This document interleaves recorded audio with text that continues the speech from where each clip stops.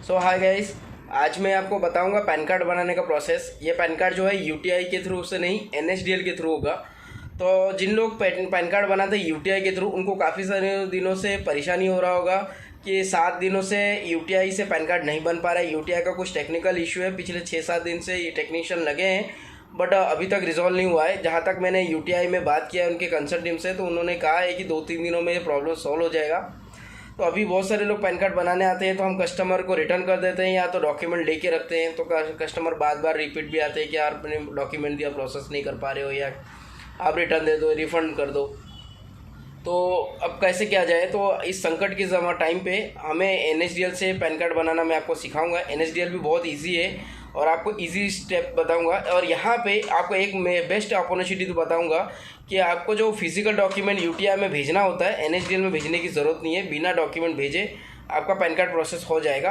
Only for new pan card है, correction नहीं, only for new pan card कैसे करना है मैं आपको एनएसडीएल के थ्रू वो मैं बताऊंगा इस वीडियो के ज़रिए। मेरे पास एक पीपीटी है, पीपीटी के ज़रिए आपको हेल्प करना समझाऊंगा कि कैसे प्रोसेस करना है। तो लेट्स स्टार्ट करते हैं वीडियो। हो जाएगा इस तरह।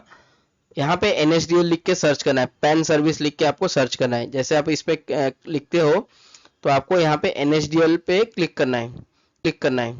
जैसे एनएसडीएल पे क्लिक करते हैं, यहाँ पे एनएसडीएल ई गवर्नेंस इंफ्रास्ट्रक्चर जो इनकी साइट है, आपको क्लिक हेयर पे क्लिक करना है। क्लिक हेयर पे क्लिक करेंगे तो डायरेक्ट ये पेज पे आपको रिडायरेक्ट कर देगा।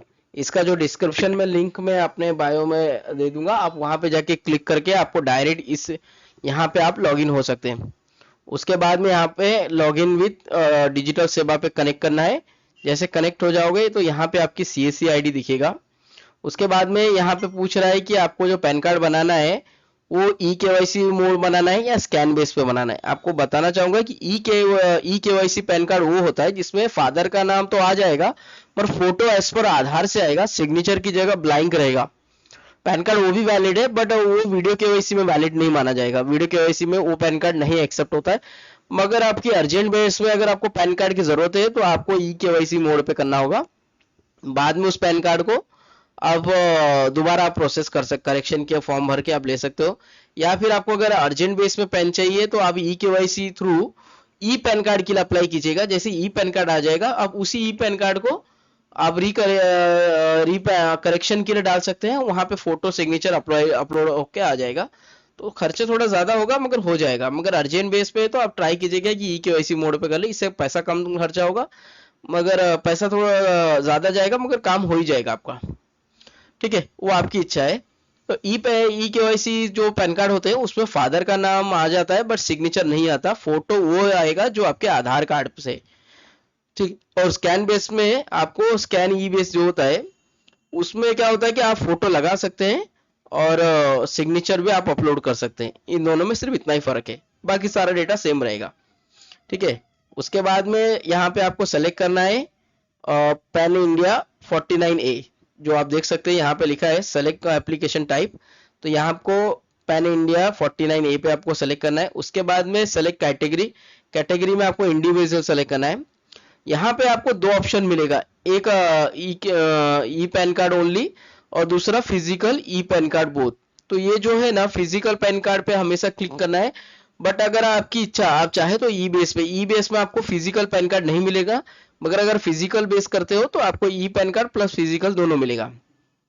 उसके बाद में यहाँ पे आपको आधार पे जो नाम है वो डालना है और date of birth, email ID, mobile number ये आपको फिल करना है। आप ये जो चारों चीजें हैं ये आप बहुत केयरफुली करके आप सबमिट कीजिएगा, क्योंकि अगर इसमें जरा सा भी मिस्टेक हो गया तो कस्टमर का पैन कार्ड उस तक नहीं पहुंचेगा।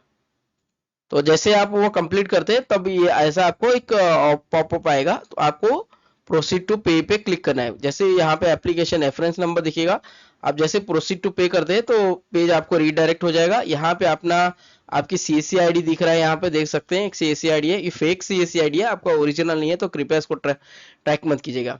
तो यहाँ पे आपको सीएससी आईडी नंबर दिखेगा और यहाँ पे नीचे पासवर्ड देना है, रेफरेंस नंबर यहाँ पे आ गया और वैलिडेट पे क्लिक करना है। जैसे आप वैलिडेट पे करते हो तो यहाँ पे पे नाउ पे क्लिक आएगा और यहाँ पे आपका सीएससी का वॉलेट का पिन नंबर देना है। पिन नंबर देने के बाद में पे पे क्लिक करना है, पेज रीडायरेक्ट हो जाएगा। उसके बाद में पेज एक ऐसा पॉपअप में यहाँ पे दिखेगा। अगर आप फर्स्ट टाइम में एनएसडीएल में पैन कार्ड बना रहे तो आपको यहाँ पे रजिस्ट्रेशन पे क्लिक करना है। रजिस्ट्रेशन पे क्लिक करके आपको अपना डिटेल्स देना है, जैसे यूजर आईडी, आपके मतलब शॉप का नाम, यूजर नेम आपका शॉप का नाम दे सकते हैं। उसके बाद में आपकी शॉप का एड्रेस, पूरा लोकेशन, ये सब देना है। आपके मोबाइल नंबर पे एक ओटीपी आएगा, ईमेल पे एक ओटीपी आएगा और यहाँ पे सबमिट करना है। सो आपको यहाँ पे अपना मोबाइल नंबर डालना है और यहाँ पे एक ओटीपी आएगा आपके रजिस्टर्ड नंबर पे, और ओटीपी डालने के बाद में इसको वैलिडेट पे सिग्नेचर करना है।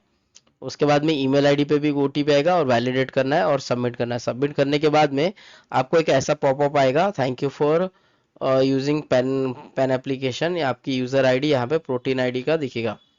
जैसे इसको कंप्लीट करते हैं तो यहाँ पे आपका जो लॉगिन हो जाओगे ऑटोमेटिकली, और यहाँ पे आपका user CSC ID, branch code जो सीएससी आईडी है वही ब्रांच कोड है, यहाँ पे यूजर आईडी आपका शो करने लगेगा। उसके बाद में यहाँ पे टाइप ऑफ में न्यू पैन कार्ड, इंडिविजुअल, और यहाँ पे आपको आधार नंबर फिलअप करना है, क्योंकि ये प्रीफिल्ड रहेगा। यहाँ पे आपको आधार नंबर प्रीफिल करना है।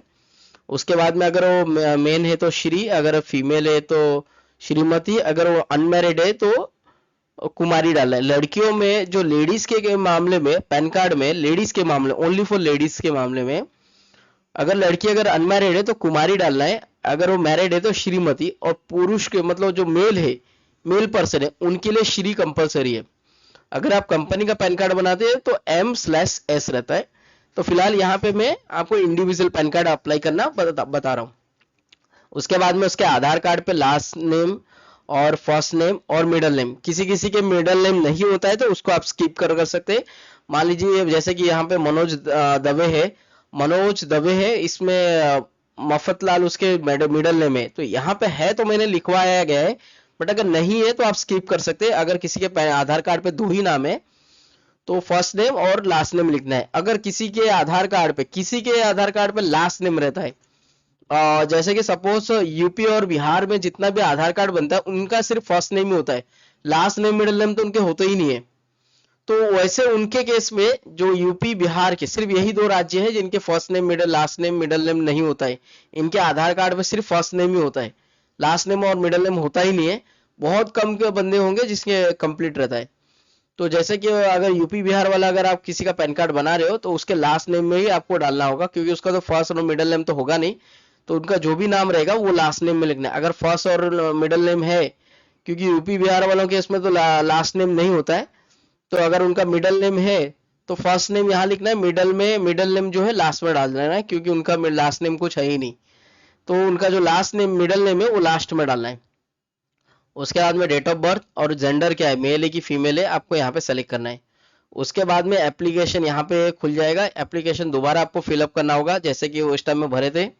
उसके बाद में यहाँ पे दिखेगा नेम ऑफ प्रिंट, तो यहाँ पे दिखो जैसे कि मनोज मफतलाल दवे लिखा है, अगर आपको मनोज M दवे लिखना है या मनोज यहाँ पे MM दवे लिखना है तो यहाँ पे आप एडिट कर सकते हो। यहाँ पे एक एडिट करने का ऑप्शन है तो आप एडिट कर सकते हैं, जैसे कि मनोज M दवे लिख सकते हो या MM दवे लिखना है तो आप लिख सकते हो, यहाँ पे एडिट कर सकते हो। जैसा आप नाम करोगे वैसा आपका पैन कार्ड पे नेम प्रिंट हो जाएगा, मगर सिस्टम में यही नाम रहेगा, मनोज मफतलाल दवे। मतलब सिस्टम के डेटाबेस में जो इनकम टैक्स के जो डेटाबेस CBDT के जो डेटाबेस है उस पे नाम रहेगा मनोज मफतलाल दवे, मगर नेम ऑफ प्रिंट जो रहेगा MM दवे रहेगा। ठीक है, तो ऊपर नाम कुछ और रहेगा और अंदर कुछ और नाम रहेगा। यहाँ पे आपको नो करना है कि अदर नेम है या नहीं, तो ये आपको नो करना है। अगर किसी का अदर नेम है तो यस करना है, मगर अगर किसी का नहीं है तो नो ही रखना है। मैक्सिमम लोगों में ना ही रहता है, बहुत कम लोगों के दो नाम रहते हैं, तो एक उनके डॉक्यूमेंट पे रहता है, दूसरा इनका एक अलग ही नाम रहता है जो उनके डॉक्यूमेंट में नहीं रहता, मगर लोग उसको उसी नाम से जानते हैं। तो वो बहुत कम किसी लोग होते हैं, तो आपको मैक्सिमम नो ही करना है, अगर किसी का है तो यस करना है। ठीक है, उसके बाद में आपको यहाँ पे नेक्स्ट पे क्लिक करना है। नेक्स्ट पे क्लिक करने के बाद में यहाँ पे फादर का नाम डालना है। फादर का नाम भी देख सकते हैं, last name, middle, first name और मिडल नेम। तो आपको लास्ट नेम डालना है, फर्स्ट नेम डालना है, मिडल नेम डालना है। तो आप देखिएगा डॉक्यूमेंट में क्या है कैसा है। उसके बाद में फादर का नाम सेकेंड टाइम सेम अपडेट करना है, लास्ट नेम, फर्स्ट नेम और मिडल नेम। ठीक है, तो दो बार उनके फादर का नाम आपको कंफर्म करना है। अगर किसी कस्टमर का अगर सिंगल पेरेंट्स जो रहते हैं जिनके फादर नहीं होता है, जिनके डाइवोर्स रहता है केस पे, या कुछ लोगों का ऐसा क्वेरी रहता है कि नहीं भाई मुझे अपने आधार का पैन कार्ड पे माता जी का नाम डालना है, पिताजी का नाम नहीं डालना है, या सिंगल पेरेंट्स जो रहते हैं, सिंगल चाइल्ड पेरेंट्स, उनके फादर का जो नाम है उनके पास नहीं होता है, तो वो, या उनका कुछ इशू रहता है, सॉरी फैमिली इशू रहता है, तो वो अपने पिता का नाम डिस्क्लोज नहीं करना चाहते, माँ का नाम डिस्क्लोज करना चाहते हैं, तो वहां पे आपको यहाँ पे नो करना है। ठीक है, जैसे कि आप देख सकते हैं यहाँ पे पिंक कलर का ऑप्शन है, तो आपको यहाँ पे ही, यहाँ पे आपको क्लिक करना है। यहाँ पे क्लिक करोगे तो ये जो बॉक्स है ये पिंक जो है ऑरेंज कलर का हो जाएगा, और उनके माताजी का नाम, last name, first name, middle name 2 बार एंट्री करना है। तो ये चीज को आप ध्यान रखिएगा, अगर यहाँ और यहाँ पे यस करना है, यहाँ पे नो है, यहाँ पे यस करना है। अगर माताजी का नाम करना है तो यहाँ पे क्लिक करना है और ये ऑरेंज हो जाएगा। अगर पिता का नाम डालना है तो बाय डिफॉल्ट ये रहता है, बट आप चेंज कर सकते हैं। मगर किसी के पैन कार्ड पे माताजी का नाम, उसके माता का नाम एक ही रीजन से रह सकता है, जब वो सिंगल पेरेंट्स चाइल्ड हो। ठीक है, तो ये चीज आप याद रखिएगा, क्योंकि बाद में अगर करेक्शन करने, अगर इसी पैन कार्ड को करेक्शन करने जाओगे तो आपको एनेक्सर ए लगाना होगा, उसके डॉक्यूमेंट लगाना होगा प्रूफ ऑफ फादर का, वो थोड़ा लंबा प्रोसेस हो जाएगा। तो पैन कार्ड बनाते समय बहुत केयरफुली रखिएगा। तो इसी वजह से सेकेंड थिंग, आपको बहुत सारे, एक चीज है बहुत सारे लोगों को नहीं पता है, एक बहुत कॉमन चीज है कि जो पैन कार्ड बनता है, खासकर लेडीज के मामले में, जो पैन कार्ड बनता है लेडीज के मामले में, आपको हमेशा उसके पिता का नाम या माता का नाम डाल सकते हैं। बहुत कम केस में माता का नाम होता है, उसकी माँ का नाम होता है, मैक्सिमम केस में फादर का नाम होता है। कुछ लोग जिद पकड़ते हैं कि हस्बैंड का नाम मुझे डालो, मगर अगर हस्बैंड का नाम अगर आप डालते हो तो उससे पहले ही बता दीजिएगा, देखो कि मैं आपका नाम तो डाल रहा हूँ, मगर ऊपर जो कॉलम लिख के आएगा वहां पे पिता रहेगा। अब बताता हूँ ऐसा क्यों होता है, क्योंकि हिंदू मैरिज एक्ट के हिसाब से लड़की के शादी होने के बाद में उसका पति का नाम आता है, मगर इनकम टैक्स में पति का नाम के लिए कॉलम है नहीं, तो इसके लिए पति का नाम जो है पिता के नाम के जगह पे आता है। तो ये चीज देखना है, और ये मैंडेटरी है कि लड़कियों के मामले में खासकर उसके पिता का नाम डालिएगा, या तो उसके, अगर वो पिता का नाम डिस्क्लोज नहीं करना चाहते तो उसकी माँ का नाम डालेगा, पति का नाम नहीं डालना है। अगर आप डाल रहे हो तो पहले ही उसे बता दीजिएगा कि सर मैं डाल तो रहा हूं, मगर बाद में आप फ्यूचर में आके अगर मुझे बोलोगे इसका करेक्शन करो, ऊपर पिता लिखा हुआ है मगर मैं पति हूं, तो ये चीज उसे पहले ही बता देने का, ताकि बाद में वो तुम्हारे दुकान पे आके झंझट ना करे और तुम्हें री प्रोसेस ना करना पड़े। तो संभल के कीजिएगा, केयरफुली कीजिएगा, मैं आपको पॉइंट टू पॉइंट बताऊंगा। ठीक है, यहाँ पे उसके बाद में यहाँ पे पूछ रहा है कि सामने वाला जो है इसके इनकम का डिटेल्स देने के लिए, तो सामने वाले का जो इनकम है वो कहाँ से आएगा। आप सभी केस में इनकम फॉर अदर ही डालिएगा। अगर आप इनकम फॉर सैलरी डाल देते हो या इनकम फॉर बिजनेस डालते हो तो उसके बिजनेस का डिटेल्स देना होगा, बट अगर आपके पास ये सब देने से अच्छा सबसे बेस्ट है इनकम फॉर अदर कीजिएगा, वो सबसे बेस्ट है। उसके बाद में आप देख सकते हैं हमेशा जो है ना, कस्टमर का आप पैन कार्ड बनाते हो, चाहे वो मेल हो फीमेल हो, सिर्फ मेल और फीमेल, थर्ड ट्रांसजेंडर नहीं, ट्रांसजेंडर का भी पैन कार्ड बनता है मगर वो बहुत कम केस पे बनता है। तो अगर आप किसी का बना रहे हो तो सभी पे आपको इनकम फॉर अदर देना है। अगर इनकम फॉर बिजनेस देते हो तो आपको उसका बिजनेस का डिटेल्स देना होगा। अगर सैलरी करते हो तो सैलरी का, उसके ऑफिस का एड्रेस, सैलरी का डॉक्यूमेंट प्रूफ सब देना होगा। तो सबसे बेस्ट है इनकम फॉर अदर्स। ठीक है, इनकम फ्रॉम अदर्स सोर्स लिखना है। अगर इन केस मान लीजिए वो सामने वाले का कोई इनकम नहीं है तो नो इनकम कर सकते हैं। नो इनकम बहुत स्टूडेंट के लिए होता है, जो स्टूडेंट पैन कार्ड बनता है, जो स्टूडेंट रहते हैं उनके लिए होता है, उनका कोई इनकम नहीं रहता है, या तो हाउस वाइफ का जो है कोई इनकम नहीं रहता है, तो उस वजह से वो नो इनकम रहता है। तो आप प्रेफर मैं आपके लिए करूंगा कि आप हमेशा इनकम फॉर अदर सोर्स आपको रखना है, आप किसी और पे क्लिक नहीं कीजिएगा। सबसे बेस्ट और इजी तरीका है इनकम फॉर अदर्स, चाहे आपकी इनकम सैलरी से आए, कैपिटल गेन से आए या हाउस प्रॉपर्टी से आए, उससे कोई लेना देना नहीं, और ये सबसे बेस्ट ऑप्शन है। उसके बाद में यहाँ पे आपका मोबाइल नंबर बाय डिफॉल्ट दिखेगा, ईमेल आईडी बाय डिफॉल्ट दिखेगा, क्योंकि आप जब लॉगिन किए थे और जहाँ पे फर्स्ट टाइम फॉर्म इसका फिलअप किए थे तो वहां पे आपको ये दिखता है। उसके बाद में यहाँ पे टाइप ऑफ कम्युनिकेशन जो है ऑफिस और रेसिडेंस दिखेगा, तो आपको हमेशा रेसिडेंस रखना है, क्योंकि अगर आप ऑफिस एड्रेस डालते हो तो आपको ऑफिस का आपको एविडेंस देना होगा, जैसे कि उसके ऑफिस का एक रजिस्ट्रेशन एनेक्सर बी आता है तो वो आपको देना होगा। मगर आप ऑफिस की जगह पे रेसिडेंस दीजिएगा तो पैन कार्ड हमेशा रेसिडेंस एड्रेस पे जाता है, मगर अगर किसी को अपने ऑफिस एड्रेस मंगाना है तो एनेक्सर बी देना होगा। ठीक है, एनेक्सर अगर बी देते हो तो ऑफिस एड्रेस पे डिलीवर होगा। उसके बाद में यहाँ पे ऑफिस एड्रेस मांगेगा, बट आपको ऑफिस एड्रेस नहीं देना है, उसका रेसिडेंस एड्रेस देना है। ठीक है। तो उसके बाद एओ कोड और एओ का और रेंज कोड, एओ कोड ये सब मांगेगा। तो आपको यहाँ पे इंडियन सिटीजन पे ओके करना है। अगर आप किसी एनआरए का कर रहे हो तो एनआरए पे क्लिक करना है, डिफेंस वालों का कर रहे हो तो डिफेंस पे क्लिक करना है। तो सामने वाला मैक्सिमम कस्टमर आपके पास इंडियन और नॉर्मल सिटीजन रहते हैं, तो आपको इंडियन पे क्लिक करना है। यहाँ पे स्टेट सेलेक्ट करना है, यहाँ पे सिटी सेलेक्ट करना है। उसके बाद में यहाँ पे ऑटोमेटिकली आपका रेंज कोड, एओ कोड आ जाएगा। आप इनमें से किसी एक पे क्लिक कर सकते हैं। जैसे आप क्लिक करोगे यहाँ पे एओ कोड, एरिया कोड, एओ कोड, रेंज कोड, ओ एओ कोड, ये ऑटोमेटिकली सब फिलअप हो जाएगा। तो आपको कुछ फिलअप करने की जरूरत नहीं है। अब जैसे कि डब्ल्यू वार्ड नंबर 34 मुंबई, इस पे अगर जैसे मैं क्लिक करता करूंगा ना, तो ये ऑटोमेटिकली एओ कोड, एओ टाइप, एओ रेंज, एओ नंबर, ये ऑटोमेटिकली फिलअप हो जाएगा। तो आपको कुछ फिलअप करने की जरूरत नहीं पड़ता है। उसके बाद में यहाँ पे आपको ई के वाई पैन कार्ड का एप्लीकेशन जो है आपको दिखाएगा कि आपने जो फिलअप किए हो वो सब कुछ सही है या नहीं। अगर आपको कुछ लगता है तो यहाँ पे एडिट का ऑप्शन दिखता है। यहाँ पे आप देख सकते हो पीपीडी है, तो इस वजह से एडिट का ऑप्शन नहीं दिख रहा है।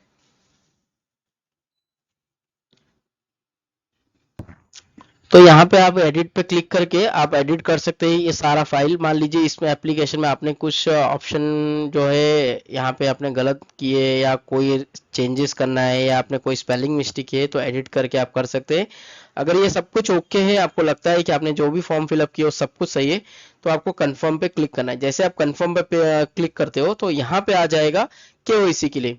तो यहाँ पे जैसे कि मैंने बताया था कि दो प्रकार की केवाईसी होता है। एक ई केवाईसी बोर्ड, यह बायोमेट्रिक बेस पे, ठीक है। स्कैन बेस में भी बायोमेट्रिक होता है और ओटीपी होता है। अगर मान लीजिए किसी के आधार कार्ड में मोबाइल नंबर है और अंगूठा नहीं लगाना चाहता है, या उसका अंगूठा का थंप नहीं आता है, तो आप ओटीपी बेस पे आपको थंप रख के आप ई केवाईसी कंप्लीट कर सकते हैं। या फिर आप थंप रख के इसकी ई केवाईसी कंप्लीट कर सकते हैं। मान लीजिए उसके आधार में मोबाइल नंबर लिंक नहीं है बट वो थंप देना चाहता है, तो आप थंप दे के भी उसकी ई केवाईसी कंप्लीट कर सकते हैं। अगर वो थंप नहीं दे सकता या थंप में कुछ प्रॉब्लम है, थंप इंप्रेशन ओके नहीं आता है, तो आप ओटीपी बेस पे ई केवाईसी कंप्लीट कर सकते हैं। तो जैसे ओटीपी बेस पे करते हो तो आपको कस्टमर के नंबर पे एक ओटीपी आएगा, और जैसे ओटीपी सबमिट करते हो तो यहाँ पे थंब का इंप्रेशन दिखेगा। जो भी आपके पास डिवाइस होगा, जैसे मंत्रा, मोरफो, जो भी डिवाइस रहता है, तो यहाँ पे उस डिवाइस का आरडी सर्विस दिखता है। आपको जैसे वहां पे क्लिक करके सबमिट करना है।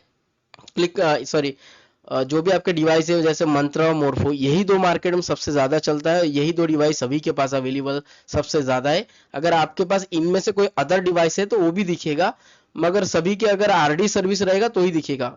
मगर L1 के जितने भी डिवाइस है वो ऑटोमेटिकली इजीली डिटेक्ट हो जाते हैं, ठीक है। तो आपको L1 का डिवाइस आपको इस्तेमाल करना है। L0 बंद हो चुका है। तो अगर आपके पास मंत्रा, मोरफो, स्टैटिक जो भी डिवाइस रहेगा, ऑटोमेटिकली उसका आरडी सर्विस दिखेगा। बस वहां क्लिक करना है, कस्टमर का अंगूठा रख के, अंगूठा रखना है और सबमिट पे क्लिक करना है। तो जैसे आप सबमिट पे क्लिक करोगे आपकी मशीन की लाइट जलेगा और तुरंत उसका थंब इंप्रेशन ले लेगा। और उसके बाद में इसकी केवाईसी, ई केवाईसी सक्सेसफुल का आपको एक मैसेज आएगा। आप देख सकते हैं फिंगर बेस पे भी ऐसे होता है। तो देख सकते हैं यहाँ पे आधार नंबर डालना है ओटीपी बेस वालों का। ओटीपी बेस में जैसे आप यहाँ पे आधार नंबर डालोगे, सेंड ओटीपी भी जाएगा। जैसे ओटीपी डालोगे तो इजीली हो जाएगा। उसके बाद में आपका ये ट्रांजेक्शन नंबर यहाँ पे सक्सेसफुल हो जाएगा, और यहाँ पे एक्नॉलेजमेंट नंबर जो है यहाँ पे दिखेगा। इस एक्नॉलेजमेंट का कॉपी और कस्टमर का आपने जो भी डाटा फिल किया है वो आपके रजिस्टर्ड ईमेल आईडी पे आपको डिलीवर हो जाएगा। जैसे कि मैं आपको दिखाना चाहूंगा। तो ये देखिए, मैंने एक कस्टमर का मैंने कुछ दिन पहले किया था। तो यहाँ पे मुझे प्रोटीन की तरफ से ईमेल आ गया है, और यहाँ पे मुझे ईमेल पे उसका पैन अलॉट भी आ गया है। देखो, इस कस्टमर का पैन भी मुझे आ गया है। जो ईमेल आया नो रिप्लाई @epenproteinnet tech.in पे, यहाँ से मुझे ईमेल आया है, और यहाँ पे उसकी पीडीएफ है। ये उसकी रेफरेंस नंबर है, और ये मुझे 72 घंटे के अंदर अंदर इस कस्टमर का पैन कार्ड बन के आ गया है। तो पैन नंबर डिस्क्रिप्शन में शो नहीं करूंगा। तो यहाँ पे आपको ईमेल आ जाता है। आपको अभी भी किसी कस्टमर का पैन कार्ड अगर अप्लाई करते हो तो यहाँ पे उसकी रिसिप्ट और यहाँ पे उसकी एप्लीकेशन आ जाएगा। आप यहाँ पे क्लिक करके आप उसकी रिसिप्ट उसको दे सकते हैं। इसका पासवर्ड उसका डेट ऑफ बर्थ है, जैसे कि यूटीआई में होता है उसी तरह यहाँ भी होता है। तो इन दोनों में मैंने 2 पैन कार्ड अप्लाई किया। इससे पहले भी देखो, मैं पैन कार्ड अप्लाई करता हूँ तो यूटीआई से करता हूँ, मगर यूटीआई का जो 3-4 दिन से सर्वर डाउन है, 1 हफ्ते के आसपास होने गया, 7 वीक के आसपास, तो इस वजह से मजबूरन मुझे NSDL में प्रोसेस करना पड़ा, नहीं तो मुझे UTI में मुझे सबसे अच्छा जमता है। ये सब झमेला तो होता ही नहीं है उसका। तो इस तरह इसका एप्लीकेशन आपकी ईमेल पे आ जाएगा, जस्ट मिनट में, विद इन आवर्स में आपकी ईमेल पे आ जाएगा और रिसिप्ट आ जाएगा। तो कस्टमर को आप, तो आपको ये वीडियो कैसा लगा मुझे कमेंट करके बता सकते हो। और कुछ आपको जानकारी चाहिए तो आप मुझे पूछ सकते हो कमेंट के जरिए, या आप मुझे कांटेक्ट कर सकते हो कि सर मुझे ये समझ में नहीं आया कैसे क्या करना है। तो मैं आपको हेल्प करूंगा वीडियो के जरिए, डायरेक्ट कॉल करके। और आपको अगर और कुछ लगे तो आप मुझे कांटेक्ट कर सकते हो कि सर इस पैन कार्ड का मुझे ये ऑब्जेक्शन आ रहा है, तो मैं क्या करूँ, कैसे करना है, तो मैं आपको गाइड कर दूंगा। तो इस वीडियो में अगर आपको कुछ समझ में नहीं आया तो आप मुझे कॉल कर सकते हैं। मेरा जो मोबाइल नंबर है मैं आपको डिस्क्रिप्शन में दे दूंगा, आप मुझे कांटेक्ट कर सकते हैं। चाहे आप इंडिया के किसी भी कोने में हो, बट आप हिंदी में बोलिएगा, मैं आपकी हेल्प हिंदी में कर दूंगा, क्योंकि मुझे हिंदी के सिवा कोई दूसरी लैंग्वेज नहीं आता, तो मैं आपको दूसरा नहीं कर सकता। तो आप मुझे इस डिस्क्रिप्शन में नंबर है, आप मुझे कॉल कीजिएगा, मैं आपकी हेल्प कर दूंगा। इसके बाद हम नेक्स्ट वीडियो पे आपको करेक्शन के बारे में बताऊंगा। तो आप वेट कीजिए, मेरे जल्दी ही सेकंड वीडियो आएगा कि पैन कार्ड को करेक्शन कैसे करना है। सेम प्रोसीजर है बट थोड़ा सा अलग है, मैं आपको बताऊंगा कि कैसे आपको करेक्शन का फॉर्म NSDL से करना है, जब तक UTI का फॉर्म साइट जो है ठीक नहीं होता। तो आप अपलोड करोगे वो JPG, PNG और JPEG होना चाहिए, और कोई फॉर्मेट में नहीं, यही 3 फॉर्मेट में एक्सेप्ट करेगा, और 50 KB से ज्यादा नहीं होना चाहिए। तो सिग्नेचर और फोटो JPG, PNG और JPEG में होना चाहिए, 50 KB से ज्यादा नहीं होना चाहिए। और जो यहाँ पे आप आधार अपलोड करोगे, तो यहाँ पे जो आधार अपलोड करोगे ना, वो PDF फॉर्मेट में, ओनली PDF फॉर्मेट में, और 300 KB से ज्यादा नहीं होना चाहिए। तो आप ट्राई कीजिएगा कि अगर आपको आधार जब यहाँ पे अपलोड करोगे वो 300 KB से ज्यादा नहीं होना चाहिए। और यहाँ पे वो प्लेस का नाम लिखोगे जहां से आप वेरीफाई कर रहे हो, और डेट ऑटोमेटिकली आ जाएगा। तो आप यहाँ पे ध्यान रखिएगा, अगर ये सब कुछ सही है तो आपको यहाँ पे कंफर्म पे क्लिक करना है। जैसे कंफर्म पे क्लिक करोगे आपको ऐसा चालान जनरेट हो जाएगा, और ये चालान, और एक ईमेल पे भी आपको इसका चालान, जो हम लोग रिसिप्ट कॉपी बोलते हैं, वो आपकी ईमेल आईडी पे बाय डिफॉल्ट डिलीवर हो जाएगा, जो ईमेल आईडी आपने दिए थे स्टार्टिंग में। तो उस ईमेल आईडी पे आपको इसकी एक रिसिप्ट की कॉपी मिल जाएगा, आप रिसिप्ट प्रिंट करके कस्टमर को दे सकते हैं। और NSDL का ये जो पैन कार्ड जो मैंने सिखाया आपको, यहाँ पे आपको डॉक्यूमेंट देने की जरूरत नहीं। जो ये डॉक्यूमेंट है आपको NSDL के ऑफिस में भेजने की जरूरत नहीं है, ये ऑनलाइन ही वेरीफाई हो जाता है। तो आपको इसके लिए कोई ऑफिस वर्क करने की जरूरत नहीं, फिजिकल डॉक्यूमेंट भेजने की जरूरत नहीं, और इजी और सिंपल स्टेप पे आपका नया पैन कार्ड हो जाएगा। सिर्फ नया पैन